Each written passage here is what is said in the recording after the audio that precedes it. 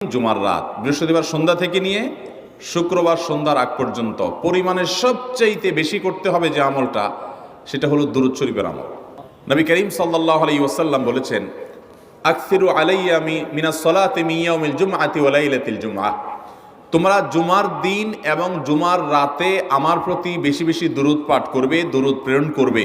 ফা ইন্না সালাতাকুম মা'রুদাতুন আলাই, কারণ তোমরা যে দুরূদ পাঠ করো এটা আমার কাছে পেশ করেন আল্লাহর ফেরেশতারা, এবং রীতিমতো নামধাম সহকারে আল্লাহর একদল ফেরেশতা নিয়োজিত আছে। তারা বলেন, আল্লাহ, হে আল্লাহ রসুল, আপনার অমুক উম্মত, অমুক অনুসারী, আল্লাহর অমুক বান্দা পৃথিবীর অমুক প্রান্ত থেকে, অমুক দেশ থেকে, অমুকের সন্তান, সে আপনার প্রতি দুরূদ পেশ করেছে জুমার দিনে, জুমার রাতে বা অন্য সময়ে।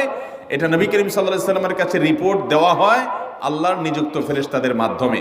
এই জন্য শুক্রবার দিন এবং রাত, অর্থাৎ বৃহস্পতিবার সন্ধ্যা থেকে নিয়ে শুক্রবার সন্ধ্যা পর্যন্ত